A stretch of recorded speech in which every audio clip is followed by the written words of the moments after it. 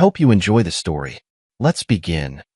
The winding mountain road curved beneath a canopy of pine trees as Tony Knox's pickup truck rumbled toward his mother-in-law's vacation home. Snow dusted the shoulders of the road like powdered sugar, catching the late afternoon sun. Beside him, 6-year-old Jovi bounced in her booster seat, her small fingers clutching a carefully wrapped package. "Is Grandma going to have a cake?" Jovi asked, her voice bright with anticipation. Tony glanced at his daughter through the rearview mirror. "I'm sure she will. Your grandma never misses a chance to show off her baking skills." He didn't add what he really thought, that Lucinda's parties were more about impressing her friends than celebrating anything genuine. But for Jovi's sake, he kept his expression neutral. The truck rounded the final bend. Lucinda's 3-story vacation home came into view, its large windows reflecting the snow-capped mountains behind it. Tony frowned. For a birthday celebration, the place looked oddly quiet. Only 2 cars were parked in a circular driveway, Mary's silver sedan and another he didn't recognize, a black BMW with rental plates. "That's weird," Tony muttered. "Your mom said there would be at least 15 people here." He parked beside Mary's car and cut the engine. The silence of the mountains pressed in around them, broken only by the tick-tick of the cooling engine. "Ready to go in, kiddo?" Tony asked, unbuckling his seatbelt. Jovi didn't answer. When Tony turned, he found her staring at the house, her small face suddenly serious. "Dad," she whispered, her voice so soft he almost missed it. "Don't go in there." Tony paused, his hand on the door handle. "What's wrong, Jovi?" Jovi's eyes trembled with unshed tears. "I don't want to go inside." There was something in her voice, an instinct that went beyond a child's typical mood swing. Tony had learned long ago to trust his gut feelings, the same instincts that had kept him alive during a rough childhood in the bad parts of Denver. Now, looking at his daughter's face, he felt those same warning bells. "Okay," he said, settling back into his seat. "We don't have to go in. We can leave the present and come back another time." Relief flooded Jovi's features. Tony stepped out alone, package in hand. He walked to the front door, the gravel crunching beneath his boots. The curtains in the front room were drawn, unusual for Lucinda, who loved to show off her designer furniture. But he placed a wrapped gift on the doorstep, then hesitated. The sound of laughter drifted through the door. Mary's laugh, followed by a deeper, unfamiliar male voice. Tony's hand hovered over the doorbell, then dropped away. Back in the truck, Jovi was watching him with those same worried eyes. "Change of plans," Tony said, forcing cheerfulness into his voice. "How about we go get ice cream instead?" Jovi nodded, relief evident in her small shoulders. As the truck pulled away, Tony caught a glimpse of movement at one of the upstairs windows, a flash of someone peering out, then quickly disappearing. His hands tightened on the steering wheel until his knuckles turned white. The digital clock on the bedside table glowed 11:42 p.m. in harsh red numbers. Tony lay awake, staring at the ceiling. Beside him, Mary's side of the bed remained empty and cold. Earlier, after dropping Jovi at Camden and Mina's for a sleepover with their kids, he'd driven back to town alone. The doubt that had planted itself in his mind refused to be silenced. Who was the owner of that BMW? Why had Jovi been so afraid? The sound of a car engine broke the silence.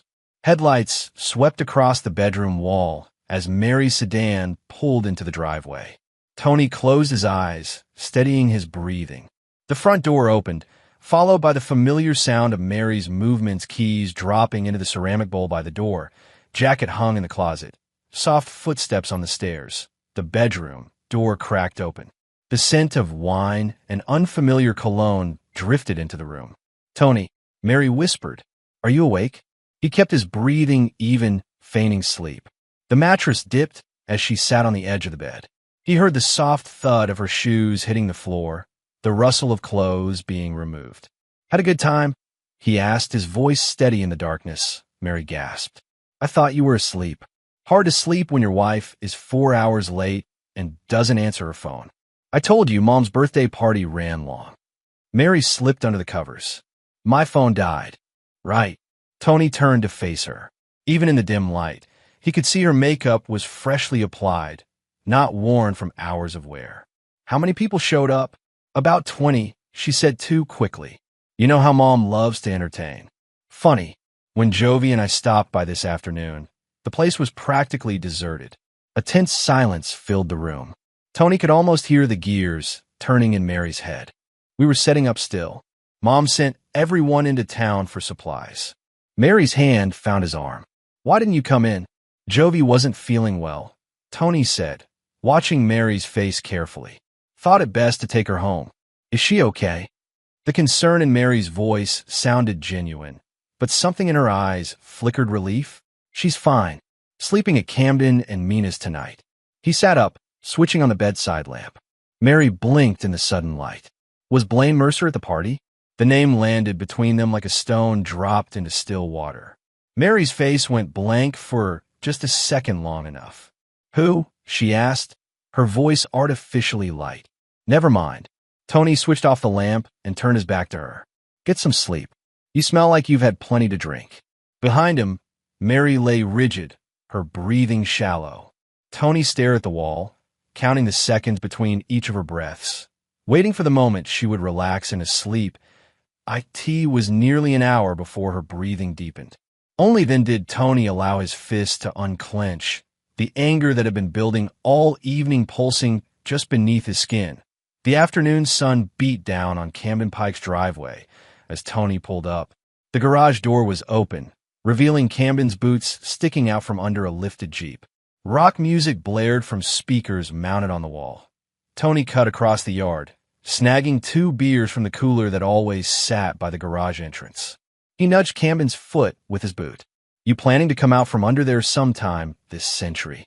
Camden rolled out on the creeper, his face smeared with grease. At 39, his dark hair was already threaded with gray, but his eyes held the same mischief they had when they were kids stealing cigarettes from the corner store. About time you showed up, Camden said, accepting the beer. Mina's been asking when you drop by. Says Jovi was acting weird last night. Tony lowered himself onto a stool. That's actually why I'm here. Camden wiped his hands on a rag and studied Tony's face. 25 years of friendship meant he could read Tony better than anyone. What's going on? Tony took a long drink of his beer. You ever meet a guy named Blaine Mercer? Camden's expression hardened. Tall guy? Drives a BMW. Wears suits that cost more than my mortgage payment.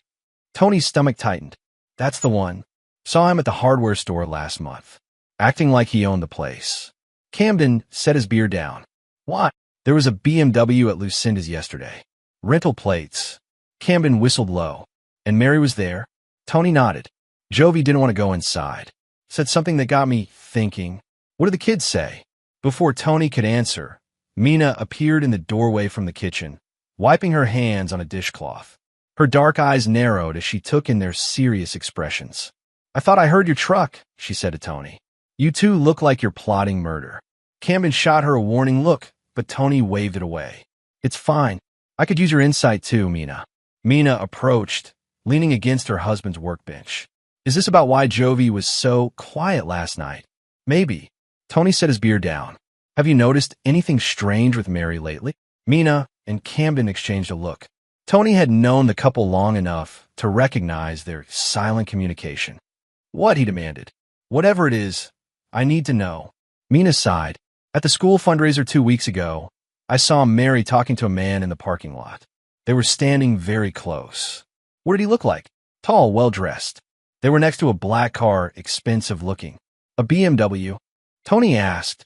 Mina nodded slowly. I think so. Mary seemed different with him, laughing a lot, touching his arm. Did you hear her name? Blaine, Mina said quietly. The man called her Mare, and she called him Blaine. Tony's jaw clenched. Mare, a nickname from Mary's college days, one she'd always insisted she hated. There's more, Camden said. When Mary picked Jovi up last night, she was on the phone. She hung up fast when she saw me, but I heard her say, I'll tell him soon. Just be patient. The garage suddenly felt too small. Tony stood, pacing the concrete floor. You think she's having an affair, Mina said. It wasn't a question. I think it's more than that, Tony replied. Lucinda's been pushing Mary to leave me for years. Says I'm not good enough for her precious daughter. Camden snorted. That old witch.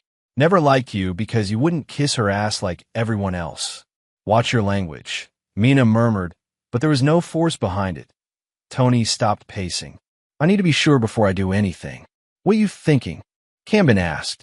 I need to check Mary's old phone. The one she lost 3 months ago. Camden's eyes widened. You found it.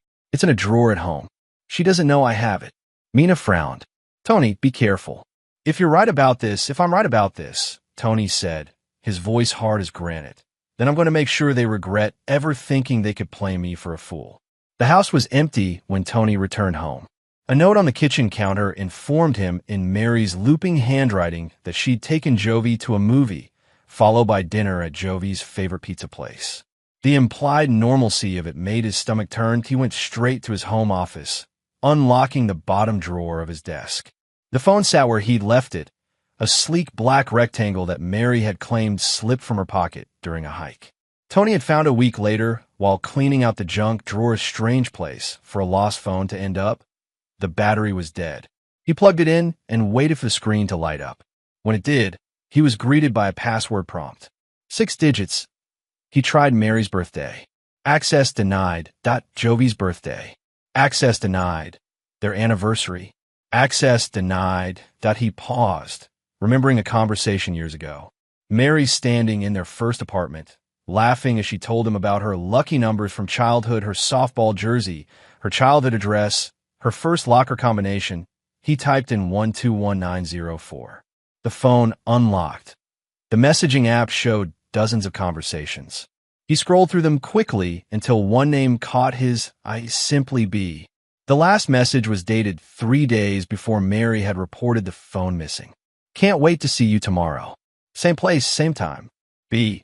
Tony's throat tightened as he scrolled up through months of messages. Intimate details. Plans made. Secrets shared. Tony's clueless. As long as Jovi doesn't say anything, we're fine.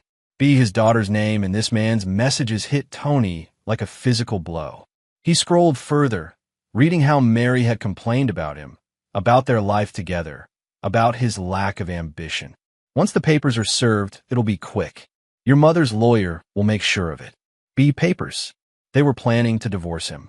And from the sound of it, they've been planning it for some time.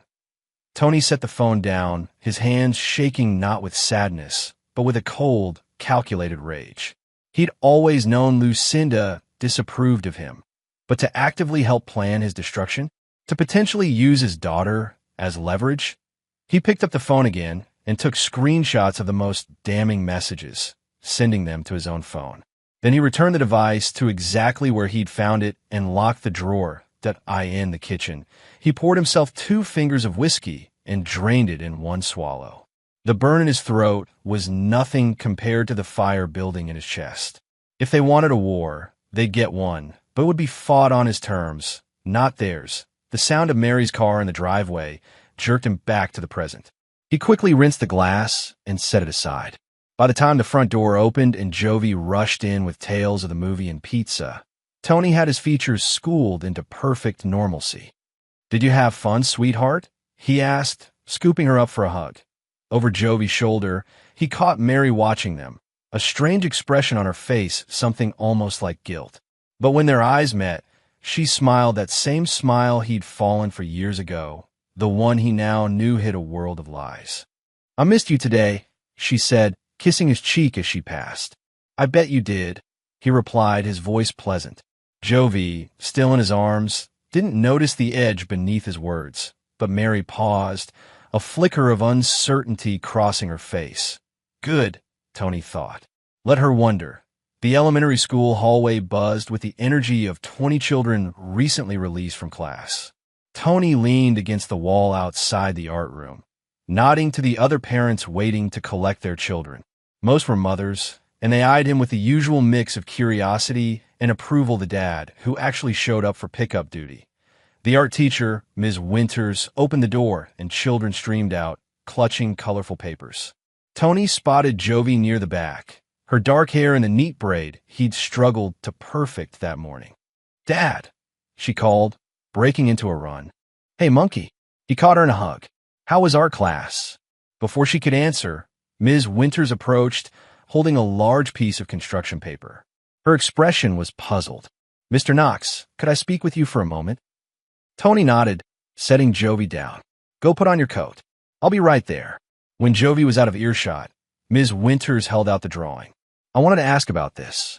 The assignment was to draw their family doing something they enjoy. Tony studied the picture. Crayon figures stood in front of what was clearly meant to be a large house, 3 stories, with mountains in the background. Lucinda's vacation home. In the drawing, a tall figure labeled Mom stood very close to another figure, a man in a blue suit.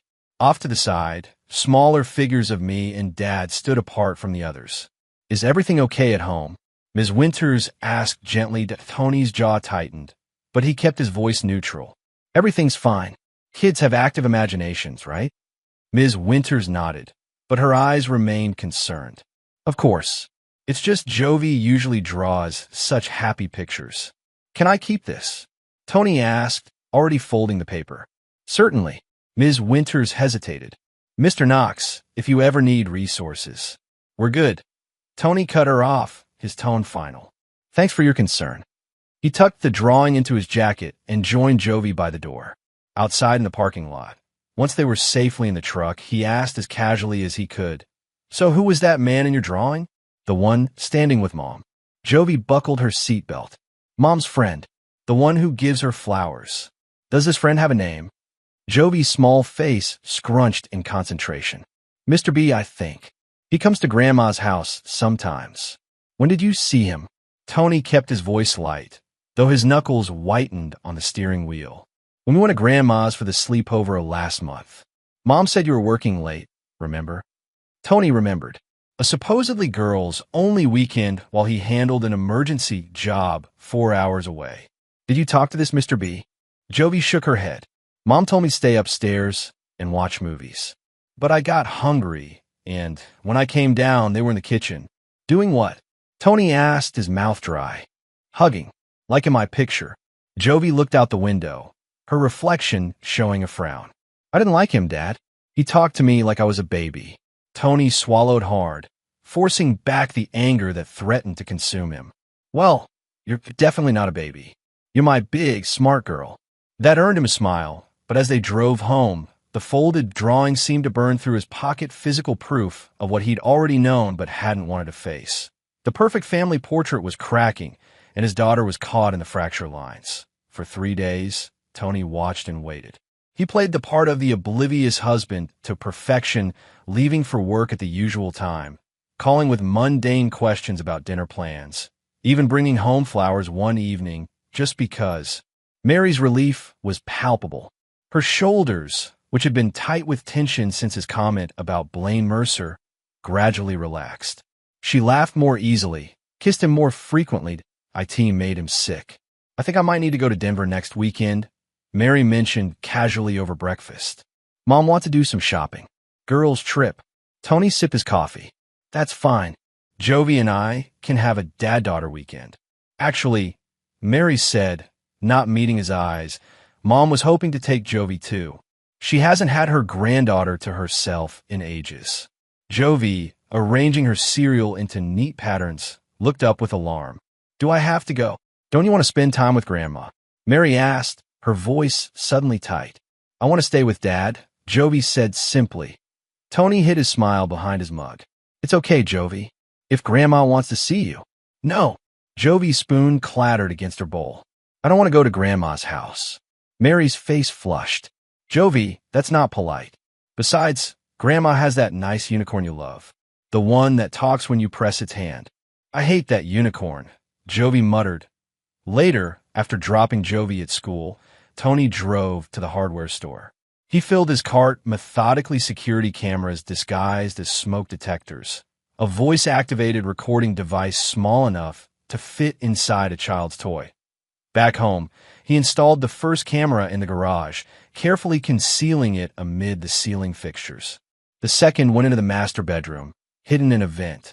The voice recorder required more creativity. He waited until Mary was out, then retrieved the unicorn from Jovi's room, a gaudy pink thing with a blue mane that Mary had insisted on buying despite Jovi's clear preference for dinosaurs and trucks. The toy had always struck Tony as oddly insistent on Mary's part. Now he understood why. With careful precision, he cut a small opening in the plush back, inserted the recorder, and stitched it closed again.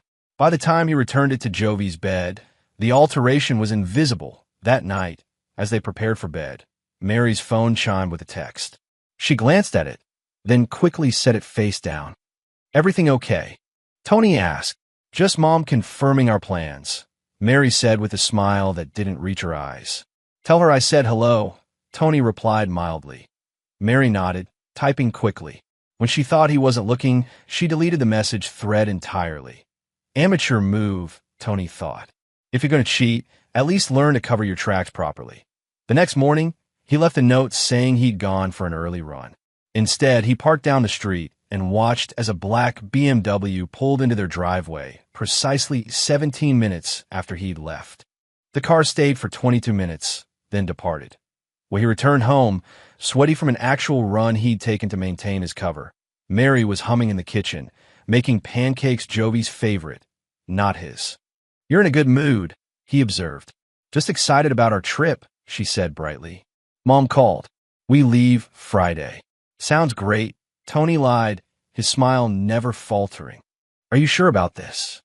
Camden asked, adjusting the baseball cap low over his eyes.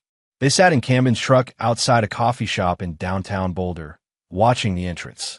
"Positive," Tony said. "He'll be here. According to the appointment calendar I found on Mary's laptop, he meets clients here every Tuesday and Thursday." Camden drummed his fingers on the steering wheel. "And what exactly am I looking for? I need to know where he goes, who he meets, especially if one of those meetings includes my wife or my mother-in-law. And if he spots me." Tony's expression hardened. "He won't. You're just a guy running errands, getting coffee, whatever. He doesn't know you. Unlike you, who he'd recognize from family photos," Camden finished. "Got it." A black BMW pulled into a reserved space in front of the coffee shop. A tall man in an expensive suit stepped out, checking his reflection in the car window before heading inside. "That's him," Tony confirmed, his voice flat. Camden studied the man through narrowed eyes. "Looks like the kind of guy who peaked in college and never got over it. Follow him after his meetings. I want to know if he goes to Lucinda's vacation home." Camden's expression turned serious. "Tony, what's your endgame here? What happens when you have all this information?" Tony stared straight ahead. "I protect what's mine." "You mean Jovi. She's the only thing that matters in this," Tony replied. "Mary made her choice. Now I'm making mine." 2 days later, Camden arrived at Tony's job site, a half-built mountain home where Tony was installing custom cabinets. Camden looked tired, with dark circles under his eyes. "Learn anything interesting?" Tony asked, setting down his tools. Camden glanced at the other workers nearby and lowered his voice. "Plenty. You free to talk now." They walked to the edge of the property, away from curious ears. "He's been to the vacation house 3 times in the past 2 days," Camden said without preamble. "Stays for about an hour each time. No sign of Mary, but Lucinda's always there. Mary's planning to take Jovi there this weekend," Tony said, "supposedly for a girls' trip." Camden's expression darkened. "There's more. Blaine's wife is out of town some yoga retreat in Arizona. And get this, I overheard him on the phone outside his office. He was talking about property values in the neighborhood where the vacation house is located." Tony frowned. "They're planning to move in together. Use the divorce settlement to buy out Lucinda's place." "Looks that way," Camden agreed. "And one more thing, I took a photo." He pulled out his phone and showed Tony a picture of Blaine talking to a well-dressed older woman outside an office building. "Recognize her?" Tony squinted at the screen. "That's Patricia Winters, family court lawyer. Specializes in taking fathers to the cleaners." Bingo. They met for 45 minutes yesterday. Tony's jaw clenched so hard it hurt. "They're planning to come after Jovi." "What are you going to do?" Tony stared out at the mountains, his mind racing through scenarios, discarding those that wouldn't work, refining those that might. "First," he said slowly, "I'm going to hack into Lucinda's smart home system. I installed it myself 2 years ago, and she never bothered to change the admin password." Camden's eyes widened. "Is that legal?" About as legal as plotting to frame me as an unfit father, Tony replied coldly. I need proof of what they're planning. Once I have that, I'll decide what comes next. The basement office was dark except for the blue glow of the computer screen. Tony hunched over the keyboard, lines of code reflecting in his glasses. It had taken 3 hours, but he'd finally bypassed the updated security protocols on Lucinda's smart home system. His fingers flew across the keys, activating the microphones in the main living areas of the vacation home. For a moment, there was only silence. Then the sound of voices drifted through his headphones, Lucinda's cultured tones and Mary's lighter voice. Just don't understand why we have to wait, Mary was saying. Tony doesn't suspect anything. Patience, darling, Lucinda replied. Patricia says timing is everything. If we serve him the papers at the right moment, we'll catch him off guard. The custody arrangement, the house, the savings, it all depends on the element of surprise. I just want it over with, Mary sighed. Living this double life is exhausting. Think of it as an investment in your future, Lucinda said. Blaine is a much better match for you than Tony ever was, and a much better influence for Jovi. Tony won't give her up without a fight. Lucinda's laugh was cold. That's where Patricia comes in. By the time she's done painting him as emotionally unstable and work-obsessed, he'll be lucky if he gets supervised visits every other weekend. Tony's hands clenched into fists. They were planning to take his daughter. What about the money? Mary asked. Tony's been putting everything into that joint account for years, which makes it marital property, Lucinda replied smugly. Patricia says you're entitled to at least half, possibly more given his background. His background? What does that have to do with anything? Really, Mary? A man who grew up in foster care after his mother's drug problems? Whose father was in and out of prison? These things matter in family court. Tony's blood ran cold. They were going to use his childhood against him, the same childhood he'd fought so hard to overcome. Working nights to put himself through trade school, building a reputation for reliability and craftsmanship. He continued recording as they discussed details, how Mary would claim Tony had anger issues, how Lucinda would testify about concerning behavior she'd witnessed, how they'd suggest his childhood made him fundamentally unstable. That'd be why the time the conversation ended. Tony had everything he needed. He saved the audio files and sat back, mind racing. They thought they were so clever, but they'd forgotten one crucial detail. Tony Knox had survived worse odds than this before. He picked up his phone and dialed a number he rarely used. Sheriff's office, a woman's voice answered. Lana? It's Tony Knox. I need your help. Sheriff Lana Marek's office smelled of coffee and gun oil. She sat behind her desk, her salt and pepper hair pulled back in a severe bun, eyes sharp as she listened to the recordings Tony had brought. When the audio finished playing, she removed her reading glasses and pinched the bridge of her nose. Jesus, Tony, when you said you had evidence, I wasn't expecting this. Can you help me? He asked bluntly. Lana leaned back in her chair. Technically, this isn't my jurisdiction. Divorce is a civil matter. This isn't about the divorce, Tony said. This is about protecting my daughter from people who are willing to lie and manipulate to get what they want. Lana studied him. They'd known each other for years. She'd helped him navigate the system when he was a teenager, steered him toward opportunities instead of trouble. Lucinda Ward has a lot of connections in this county, she said finally, including Judge Prescott, who handles most family court cases. I know, but Lana continued, she also has enemies. People she stepped on during her climb to the top of the social ladder. She tapped her fingers on the desk. Patricia Winters is formidable, but she's not the only lawyer in town. I can't afford a fancy attorney, Tony said. You won't need to. Lana opened a drawer and pulled out a business card. James Torres. He used to work for the DA's office until Lucinda got him fired over a disagreement at some charity function. He specializes in father's rights cases now. Tony took the card. Will he help once he hears these recordings? Absolutely. Lana's expression hardened. One more thing. Lucinda's bank accounts might be worth looking into. Tony frowned. What do you mean? Let's just say some of her financial dealings have raised eyebrows over the years. Nothing we could ever prove, but she shrugged. Sometimes when people think they're untouchable, they get sloppy. Tony pocketed the card. Thanks, Lana. Don't thank me yet, she replied. This is going to get ugly before it gets better. Are you prepared for that? I've been preparing my whole life, Tony said grimly. Lana nodded, understanding in her eyes. One last piece of advice. Document everything. And I mean everything. Every time Mary is late picking up Jovi, every unexplained absence, every time your daughter shows signs of distress. Court's like evidence, not emotions. Already on it, Tony assured her. And Tony, Lana's voice softened slightly. Remember that Jovi is watching how you handle this. Kids see more than we think. I know, Tony said, rising from his chair. That's why I'm doing this the right way. They went low.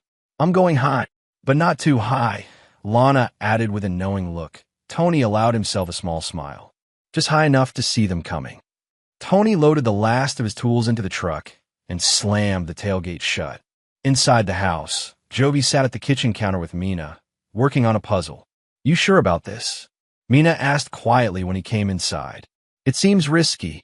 It's the only way to get concrete proof, Tony replied, keeping his voice low. I need to know exactly what they'll say when they think I'm not around. Mina glanced at Jovi, then back at Tony. And what if it's worse than you're expecting? Then I'll deal with it, he said firmly. He crouched beside Jovi. Okay, monkey, I gotta head out for that job in Summit County. Remember, I'll be gone until Sunday night. Jovi's face fell. Do you have to go? Afraid so. But Aunt Mina's going to stay with you tonight, and Mom will be home soon. He hugged her tightly. You be good, okay? And if you need anything at all, you call me. I will, she promised, her small arms tight around his neck. As he pulled away, he discreetly checked that the unicorn sat in its usual spot on the shelf, its glass eyes seemingly watching the room. The camera in the garage was active, and he'd confirmed that the bedroom recording device was functioning. All set, he told Mina, handing her a spare key. Thanks for doing this. Are you kidding? I wouldn't miss movie night with my favorite niece, Mina replied with forced cheerfulness. Tony kissed Jovi's forehead one last time, then headed for the door. In the driveway, he sat in his truck for a moment, checking the app on his phone. Both cameras were streaming clearly. The unicorn recorder would activate with any voice in the room. Everything was ready. Now, he just had to wait. He drove to Camden's house on the other side of town, where they'd set up a temporary command center in Camden's garage workshop. A laptop was already open, the security feeds visible. Anything yet? Tony asked, shrugging off his jacket. Camden shook his head. Mina just texted. Mary called to say she's running late. Big surprise. They waited. An hour passed. Then another. On screen, they watched as Mina put Jovi to bed, reading her a story before turning out the light. The unicorn sat on the dresser, perfectly positioned to capture any conversation. At 9:47 p.m., headlights swept across the garage camera. A car door slammed. Then another. She's not alone, Camden muttered. The front door opened. Mary's voice drifted through the garage camera's microphone. Mina? Sorry I'm so late. Traffic was a nightmare. The cameras caught Mina coming downstairs. It's fine. Jovi's already asleep. Thanks so much for watching her. Mary's voice was artificially bright.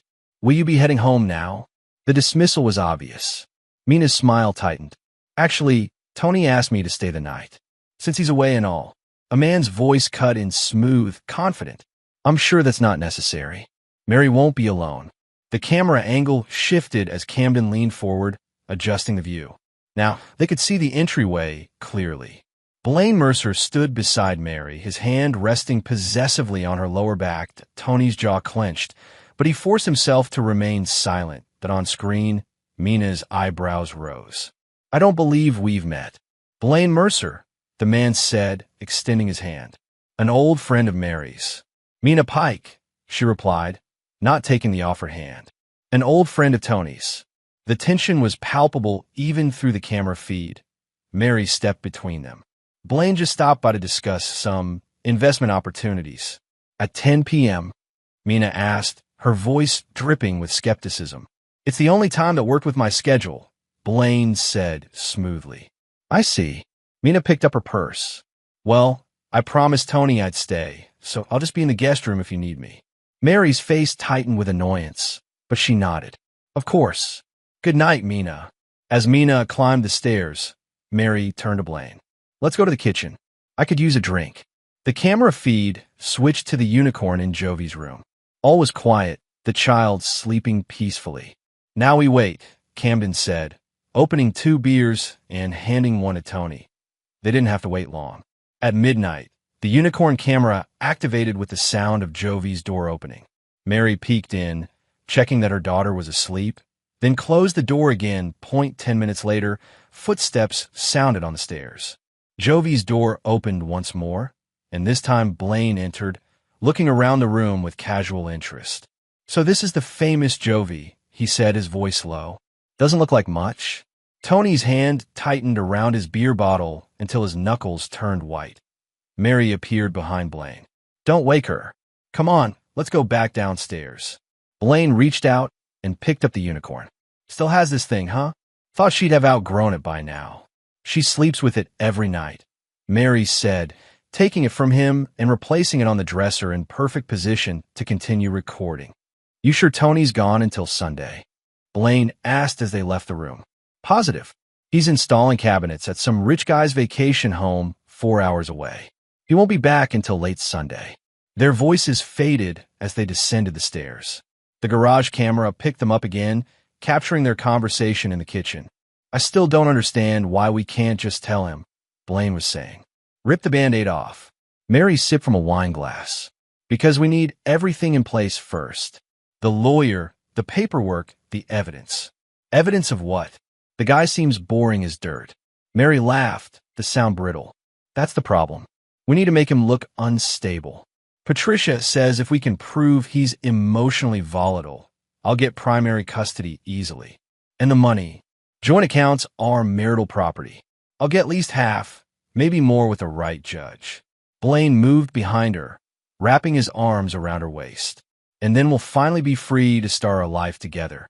Just a few more weeks, Mary promised, turning to kiss him. Once the papers are served, it'll all happen quickly. The kiss deepened, hands beginning to wander. Camden looked away from the screen. Jesus, Tony. I'm sorry. Tony's face might have been carved from stone. Keep recording. I need everything. The night progressed, capturing damning evidence with every passing hour. Mary and Blaine talking about their plans for after the divorce. Mary coaching Blaine on what to say if he was called as a witness. Blaine mocking Tony's job, his background, even his relationship with Jovi. The kid seems attached to him, Blaine commented at one point. She'll adjust, Mary replied dismissively. Children are adaptable. Besides, you'll be a much better father figure. Successful, ambitious. And what will we tell her about Tony? Mary's smile was cold. That he's sick, that he needs help, that it's not safe for her to be alone with him anymore. By the time dawn broke, Tony had all the evidence he needed.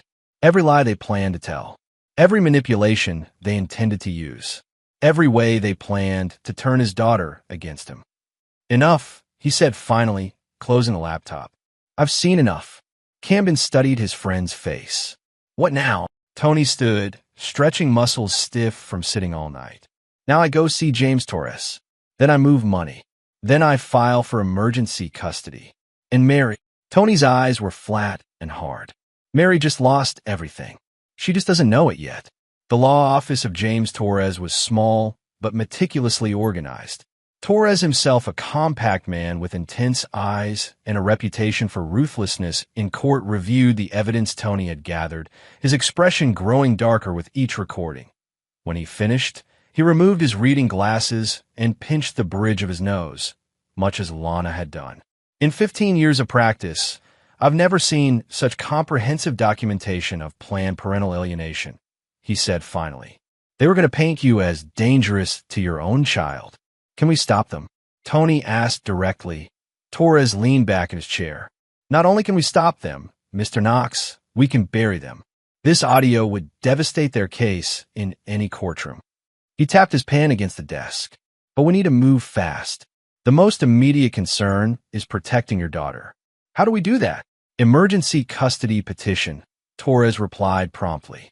Based on this evidence, I can file for temporary sole custody on grounds of parental alienation and emotional endangerment. Will it work? With Sheriff Marek's backing and these recordings? I'd say our chances are excellent. Torres began making notes. Additionally, we need to protect your assets. They're clearly planning to drain joint accounts. Tony nodded. I've already moved half of our savings into a separate account. Left the other half for her. Torres looked up sharply. Half? You could have taken more, given the circumstances. I'm not interested in the money, Tony said flatly. Just my daughter. Torres studied him, then nodded. Admirable. But we should still document the financial history, how much you've contributed versus your wife. For the next hour, they worked through the details, bank statements, work history, Jovi school records, and medical history. Tony provided everything Torres asked for, answering questions with calm precision. One last thing, Torres said as they concluded. Judge Henderson is on rotation this week for emergency petitions. He's fair, but traditional. When we appear before him, I want you in a suit, well-groomed, the picture of stability. Not a problem. And Mr. Knox? No matter what is said in that courtroom, no matter what accusations they make, you must remain calm. A single outburst could undermine everything. Tony met the lawyer's gaze steadily. I've spent my entire life learning to control my emotions, Mr. Torres. That won't be an issue. Later that afternoon, Tony stood beside Torres in Judge Henderson's chambers. Sheriff Marek was present, along with a court-appointed advocate for Jovi. The judge, a stern-faced man with thinning white hair, listened to the recordings in silence, his expression revealing nothing. When the evidence presentation concluded, he removed his glasses and addressed the room. In my 30 years on the bench, I've seen many custody disputes. Few have included such troubling evidence of premeditated deceit. He turned to Sheriff Marek. And you can verify the authenticity of these recordings? Yes, Your Honor, Lana confirmed. My department has examined them. They have not been altered. The judge nodded. Very well. Based on the evidence presented, I am granting temporary sole custody of Jovi Knox to her father, Anthony Knox, effective immediately. He fixed Tony with a stern look. Mr. Knox, this is a temporary measure pending a full hearing. You are required to facilitate phone contact between the child and her mother, but physical visitation will be supervised until further notice. I understand, Your Honor, Tony replied. Sheriff Marek, please accompany Mr. Knox to retrieve his daughter from school. Mr. Torres, prepare the necessary paperwork for service to Mrs. Knox. The judge stood. We're adjourned until the hearing next week. Outside the courthouse, Tony breathed deeply for what felt like the first time in days. We got what we needed, Torres said, shaking his hand. But this is just the beginning. They'll fight back hard. Let them try, Tony replied. Sheriff Marek joined them, keys in hand. Ready to go get your daughter? Tony nodded. As they walked to the cruiser, his phone buzzed with a text from Camden. Mary just pulled into your driveway with Blaine. They're loading suitcases into his car. Perfect timing, Tony thought. Let them pack. Let them plan. The trap was already sprung, they just didn't know it, yet Mary's key scraped in the lock, followed by the sound of the front door swinging open. Footsteps crossed the entryway, hesitant, uncertain. Jovi? Tony? I'm home, Mary called, her voice echoing in the silent house. Tony sat in the dimly lit living room, perfectly still. Beside him, James Torres arranged papers on the coffee table. In the kitchen, Sheriff Marek leaned against the counter, arms crossed. In here, Tony replied, his voice calm. Mary appeared in the doorway, still wearing her coat. Her eyes widened as she took in the scene Tony's composed expression, the lawyer, the sheriff. What's going on? She asked, a tremor in her voice. Where's Jovi? She's with Mina, Tony answered. She'll be staying there tonight. Mary's hand went to her throat. What? Why? What's happening? Please have a seat, Mrs. Knox, Torres said, gesturing to the armchair across from them. We have some matters to discuss. Who are you? Mary's eyes darted between them, the first flickers of panic appearing. James Torres. I'm your husband's attorney. Mary's gaze flew to Tony. Attorney? Tony, what is this? Sit down, Mary, Tony said quietly. Something in his tone compelled her to obey. She perched on the edge of the armchair, still wearing her coat, her purse clutched in her lap like a shield. "I don't understand," she said, her voice small. Torres slid a document across the table. "This is an emergency custody order, granting Mr. Knox temporary sole custody of Jovi, effective immediately." The color drained from Mary's face. "What? No, that's impossible." "On what grounds?" "Parental alienation," Torres replied. "Emotional endangerment. Conspiracy to falsify evidence in a custody proceeding." He paused. "Would you like me to continue?" Mary shook her head, her breathing rapid and shallow. "This is crazy. Tony, tell me what's going on. Why are you doing this?" For a long moment, Tony just looked at her, this woman he'd loved, built a life with, created a child with. The woman who had plotted his destruction. Without a word, he pulled out his phone, opened an app, and press played out. Mary's own voice filled the room. "Once the papers are served, it'll all happen quickly. He won't know what hit him." Then Blaine's voice. "And the kid?" Mary again. "We'll tell her daddy's sick, that he needs help, that it's not safe for her to be alone with him anymore." Tony stopped the recording. Mary's face had crumpled, her carefully constructed facade collapsing like a house of cards. "How?" she whispered. "The unicorn," Tony said simply. "The one you insisted Jovi keep, despite her hating it. The one Blaine picked up last night while standing in our daughter's bedroom, criticizing her appearance." Mary's purse slipped from her lap, hitting the floor with a thud. "Tony, I can explain." "Don't," he cut her off. "There's nothing to explain. I've heard it all.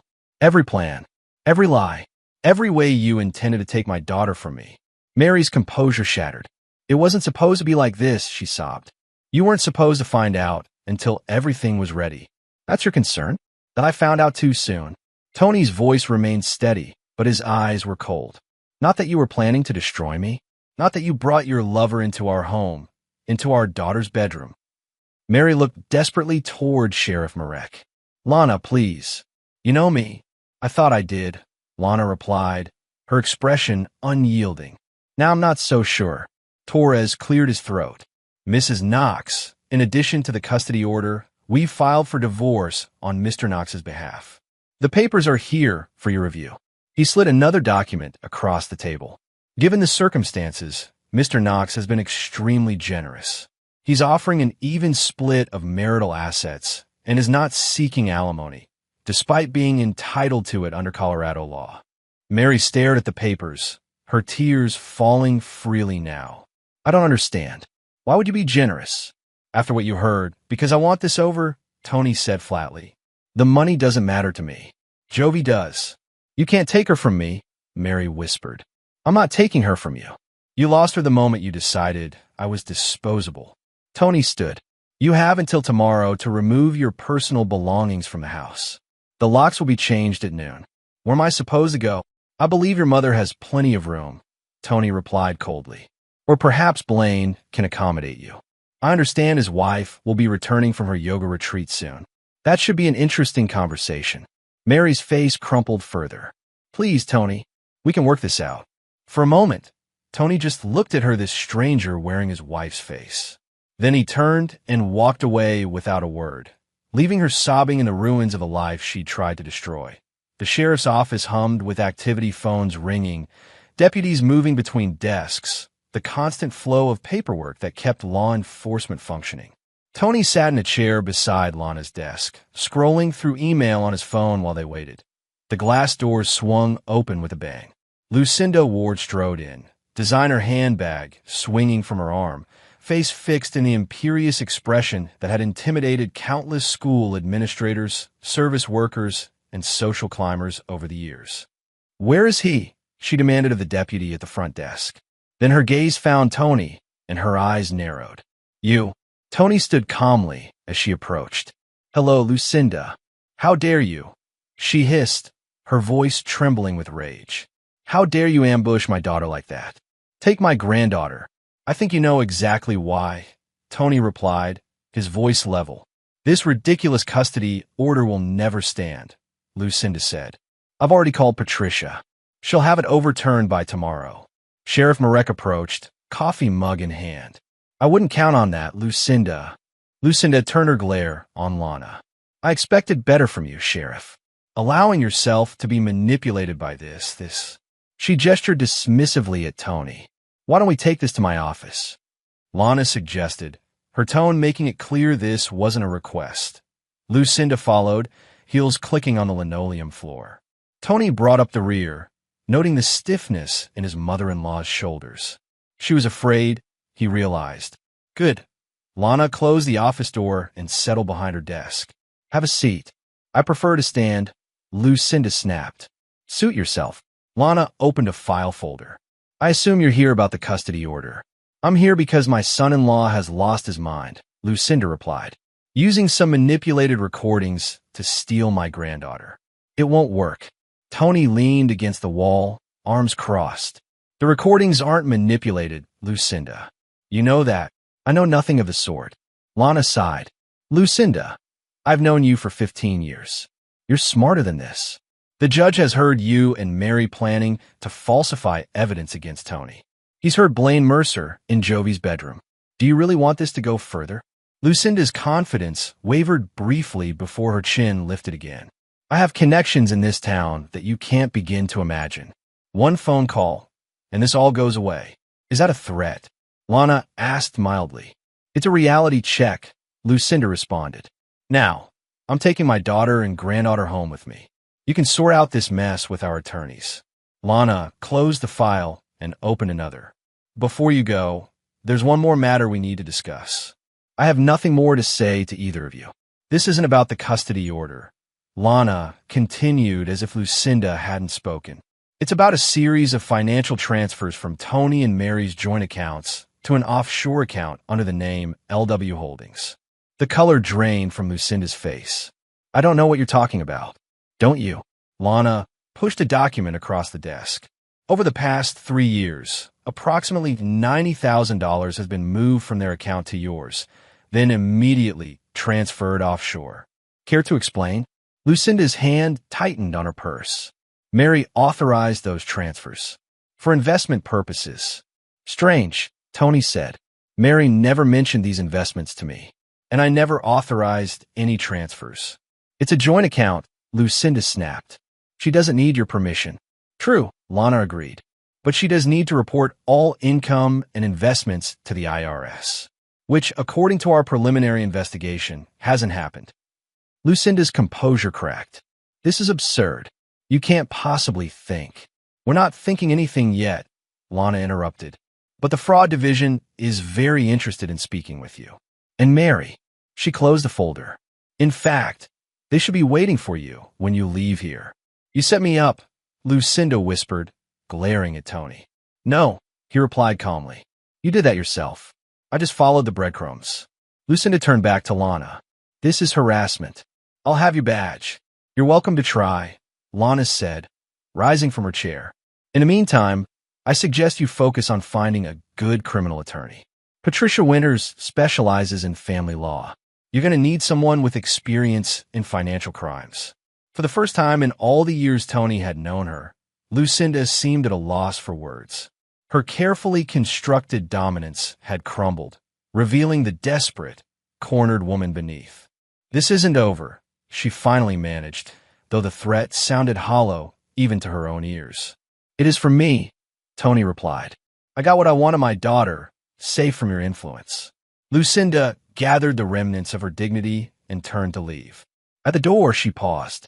You were never good enough for her, you know, for either of them. Tony met her gaze steadily. Maybe not by your standards, but I was honest, and I was loyal. Can you say the same? She had no answer for that. The door closed behind her with a soft click that somehow sounded more final than a slam. Lana leaned back in her chair. She'll fight the fraud charges. Let her, Tony said, exhaustion finally creeping into his voice. I don't care anymore. I just want to take my daughter home. The package arrived by courier, addressed simply to Mrs. Mercer. Inside was a USB drive labeled, Watch Me, in Tony's neat handwriting. Camden had delivered it personally, ensuring it reached only Blaine's wife.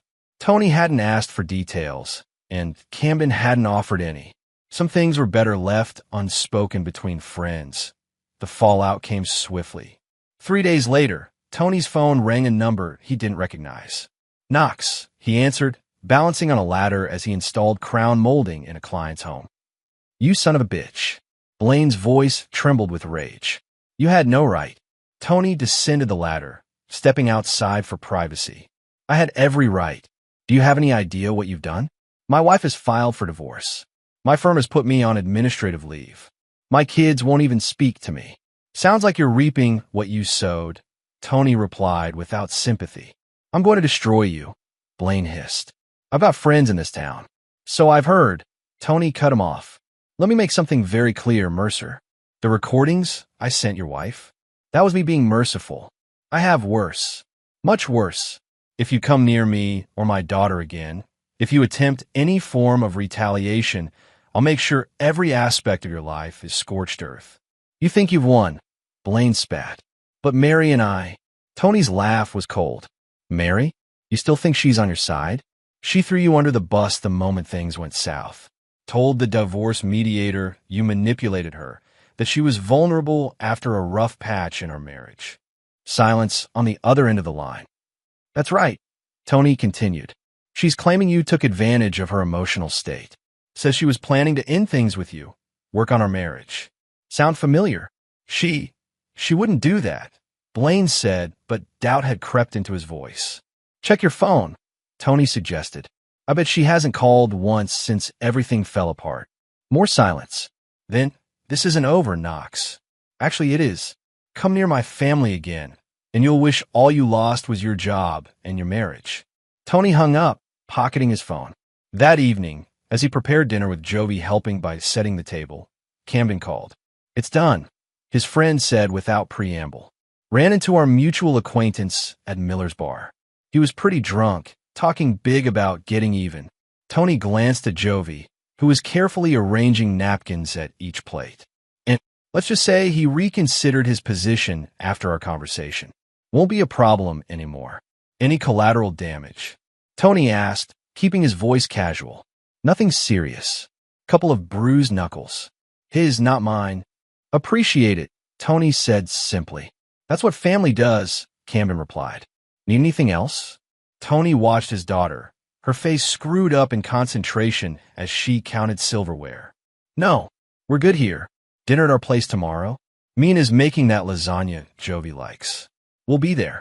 Tony hung up and returned to the stove, stirring the pasta sauce. One more loose and tied up. One more threat neutralized. The path forward was clearer now, uncluttered by those who had tried to take what was his. Dad, Jovi asked from the table. Is Uncle Camden coming over? No, but we're going to their house for dinner tomorrow night. Jovi's face lit up. Will Aunt Mina make lasagna? Tony smiled, a real smile that reached his eyes. As a matter of fact, she will. Yes. Jovi pumped her fist in the air. Then her expression grew more serious. Dad, is Mom coming back soon? The question was inevitable, but it still caught Tony off guard. He turned down the heat under the sauce and crouched to Jovi's level. Mom's staying with Grandma for a while, he said carefully. You'll talk to her on the phone tomorrow, and you'll see her this weekend. But she won't be living here anymore. Jovi nodded slowly. Because she made you sad? Tony thought about how to answer. He wouldn't lie, but a 6-year-old didn't need all the ugly details. Sometimes adults make choices that hurt each other. Mom made some choices that means we can't live together anymore. Like when she brought that man to my room, the one who didn't like my drawings. Tony's heart clenched. You knew about that? Jovi nodded. I wasn't really asleep. He was mean. Tony pulled her into a hug. I'm sorry, monkey. You shouldn't have had to hear that. It's okay, Jovi said with the resilience only children possess. I like it better when it's just us anyway. Over her shoulder, Tony closed his eyes briefly. Everything he'd done to surveillance, the legal maneuvers, the calculated revenge, all of it had been for this. For her. And he would do it all again in a heartbeat. The family court waiting area buzzed with subdued conversations and the occasional rustle of paperwork. Tony sat straight-backed on the wooden bench, James Torres beside him reviewing notes. Across the room, Mary huddled with Patricia Winters, her eyes red-rimmed, her normally perfect appearance showing signs of strain. Lucinda was notably absent. The fraud investigation had escalated quickly, consuming her attention and resources. Tony had heard through Lana that several of Lucinda's bank accounts had been frozen. The courtroom doors opened, and a bailiff emerged. Knox and Knox, Judge Henderson's courtroom. They filed in first Torres and Tony, then Mary and her attorney. Judge Henderson sat behind the imposing bench, reading through documents. He looked up as they took their places. "Good morning," he said, his tone businesslike. "I understand we've reached a settlement agreement regarding custody of the minor child, Jovi Knox." "That's correct, Your Honor," Torres replied. "After extensive negotiation, both parties have agreed to a custody arrangement that prioritizes Jovi's well-being." Judge Henderson nodded. "Mrs. Knox, is this accurate? You've agreed to the terms outlined in this document." Mary stood, her voice barely audible. "Yes, Your Honor." "Very well." The judge reviewed the papers once more. "For the record, the court grants primary physical custody to Anthony Knox, with Marion Knox receiving supervised visitation twice weekly, to be revisited in 6 months pending evaluation." He looked over his glasses at Mary. "Mrs. Knox, I want to be clear that this court takes parental alienation very seriously. The evidence presented in the emergency hearing was deeply troubling." "I understand, Your Honor," Mary whispered. "Mr. Knox," the judge continued, "while you have prevailed in this matter, I encourage you to foster a positive relationship between your daughter and her mother, insofar as it serves Jovi's best interests." "I intend to, Your Honor," Tony replied. "Jovi's well-being comes first." Judge Henderson nodded. "The property settlement appears equitable. The marital home goes to Mr. Knox, with appropriate compensation to Mrs. Knox from retirement accounts." He signed the document. "This court finds the settlement fair and reasonable. Divorce granted, custody established as outlined. We're adjourned." The gavel struck with finality. It was over. Outside the courtroom, Mary approached Tony, Patricia Winters hovering protectively nearby. "Tony," Mary said, her voice thick with unshed tears. "Can we talk? Please." Tony regarded her silently, seeing not the woman he'd married, but a stranger wearing her face. "I know, I made terrible mistakes," she continued when he didn't respond. "But we have a daughter together. We need to find a way forward." "We have a custody agreement," Tony replied, his voice neutral. "That's our way forward. Is there any chance at all that you could forgive me? That we could try again, for Jovi's sake?" For a brief moment, Tony remembered their beginning the young couple they'd been, full of dreams and promises. But those memories were now tainted, overlaid with recordings of Mary mocking him, planning his destruction, bringing another man into their daughter's bedroom. "No," he said simply to Mary's face crumpled. "Tony, please. The court-appointed supervisor will be present for your first visitation on Saturday." He continued, as if she hadn't spoken. "I'll have Jovi ready at 10. He turned and walked away, not looking back even as she called his name again. Some betrayals went too deep for second chances. Some wounds wouldn't heal with time and apologies. As he pushed through the courthouse doors into the bright Colorado sunshine, he felt lighter than he had in months. The battle was won. His daughter was safe. The future, uncertain as it might be, was theirs to shape without the shadow of betrayal hanging over them. The cabin sat on 3 acres of pines and aspens, its weathered logs telling the story of decades of mountain winters. Tony stood on the sagging porch, Jovi beside him, both of them surveying their new project. "It's kind of broken," Jovi observed, head tilted as she studied the crooked shutters and missing roof shingles. "That's why we got it for a good price," Tony replied, ruffling her hair. "Nothing we can't fix." 3 months had passed since the divorce was finalized. The healing had begun, slowly but steadily. Jovi still had nightmares occasionally, but they were becoming less frequent. The supervised visits with Mary were awkward, but civil. Life was finding a new rhythm. "Can I have a purple room?" Jovi asked, already planning. "Whatever color you want," Tony promised. "First, though, we need to fix that roof before the next snow." The crunch of tires on gravel announced visitors. Camden's truck appeared around the bend, Mina waving from the passenger seat. "Cavalry's arrived," Tony murmured, smiling as Jovi raced down the steps to greet them. Camden emerged from the truck, toolbox in hand. "Man, When you said fixer-upper, you weren't kidding. Good thing I know the best contractor in the county, Tony replied, clasping his friend's shoulder. Mina approached, carrying a cooler. And I brought lunch. Can't rebuild on empty stomachs. They spent the day working replacing rotted boards on the porch, clearing debris from the yard, measuring for new windows. Jovi flitted between the adults, carrying tools, asking questions, imagining aloud what her room would look like when it's not so yucky anymore.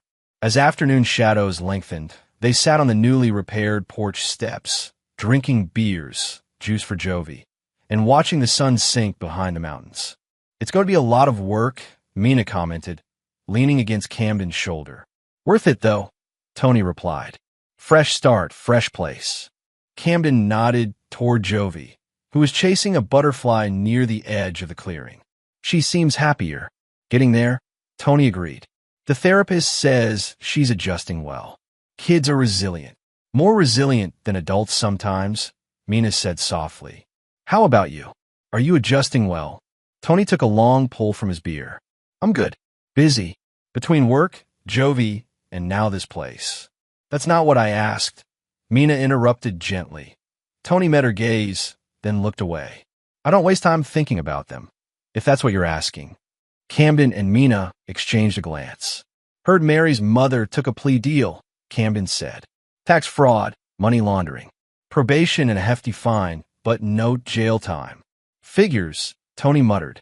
People like Lucinda always land on their feet. Not this time, Mina countered. Her reputation's destroyed. The charity boards have all dropped her. She's selling the vacation house. Tony shrugged. Doesn't matter to me either way. They fell silent, watching Jovi, who had given up on the butterfly and was now arranging pine cones in careful patterns on a flat rock. You know, Camden said carefully, it's okay to be angry. Hell, I'd still be raging if I were you. What's the point? Tony asked. Anger doesn't change anything. Doesn't fix anything. Maybe not, Mina agreed. But bottling it up doesn't help either. Tony sighed, looking out at the mountains. I'm not bottling anything. I'm just done with all of it. I got what mattered, Jovi. The rest? It's just noise.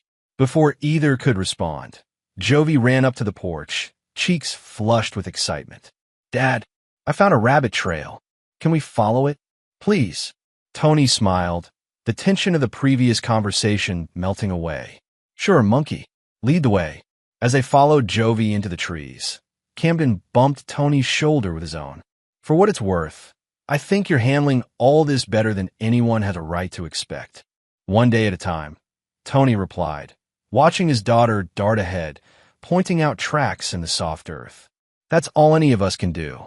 And for the first time in months, his smile reached his eyes, genuine and unforced. The cabin would need work. Their new life would need time. But standing here, in the fading mountain light with his daughter's laughter echoing through the trees and his closest friends beside him, Tony felt something he hadn't expected to feel again so soon. Peace. Night had fallen over the cabin. The new roof kept out the early autumn rain that pattered against the windows. In the living room, a fire crackled in the restored stone fireplace, casting dancing shadows on freshly painted walls. 6 months of weekends and evenings had transformed the derelict cabin into a home. Not perfect, there were still unfinished projects, areas waiting for attention, but comfortable. Lived in. Tony moved through the quiet house, turning off lights, checking locks. Camden and Mina had left hours ago after helping hang the last of the kitchen cabinets. Tomorrow they'd tackle the countertops. He paused at Jovi's doorway. Her room, purple as promised, with glow-in-the-dark stars on the ceiling, was bathed in the soft glow of a nightlight. She lay curled beneath her comforter, dark hair spread across the pillow, as if sensing his presence. Jovi's eyes fluttered open. Dad, sorry, monkey. Didn't mean to wake you. He crossed to sit on the edge of her bed. It's okay. She yawned, small fingers curling around the edge of her blanket. I like our new house. Me too. Tony smoothed a strand of hair from her forehead. It's coming along nicely. Jovi was quiet for a moment, her expression thoughtful in the dim light. Then, in a small voice that took him back to that day at Lucinda's vacation home, she asked, Are we safe now? The question caught him off guard. He'd thought she'd moved past the fear, the uncertainty. But children absorbed more than adults realized, carried weights they shouldn't have to bear. Tony took her small hand in his. "We always were," he said gently. "You just helped me see it." Jovi's forehead wrinkled. "What do you mean?" He explained, choosing his words carefully, that sometimes we don't recognize danger until someone we love points it out. "You saw things clearly when I couldn't. You were brave enough to tell me." Her face relaxed, like when I said not to go in Grandma's house. Exactly like that. He kissed her forehead. "Now get some sleep. We got a big day tomorrow. Those countertops won't install themselves." "Night, Dad." "Love you." "Love you too, monkey." Tony closed her door partway and retreated to the kitchen. His phone sat on the counter, a notification blinking. A text from Lana. "It's done. Anonymous tip paid off. Elle facing new charges." "Thought you'd want to know," a distant siren wailed, the sound carrying through the mountain air. Tony pictured Lucinda's face as officers arrived at her door. Imagine the shock, the outrage, the dawning realization that her carefully constructed world was finally, irreversibly collapsing. The tip he'd sent to the IRS had been his final move, not out of ongoing malice, but completion. A closing of the circle. He'd found the evidence of larger financial crimes months ago, but had held it back, waiting for the right moment, the final punctuation mark on this chapter of his life. Tony set the phone down without replying. He didn't need to. Lana would understand his silence. Outside, the rain intensified, drumming against the new roof, washing the world clean. Inside, the house stood sturdy and warm, a fortress rebuilt from broken pieces that he moved to the window, looking out at the dark outline of mountains against the night sky. Behind him, the house creaked and settled, the familiar sounds of home. Down the hall, his daughter slept peacefully, safe and secure in the knowledge that her father had built walls strong enough to withstand any storm. Tony Knox had emerged not just with revenge, but with something far more valuable: peace. He remained ruthless to those who had betrayed him, never forgiving, never forgetting. But he had also built something new from the ashes of betrayal. A future where the only person who truly mattered, his daughter, could grow up whole and loved. The last whispers of the past faded into the night, drowned out by the steadier, stronger rhythm of their new beginning.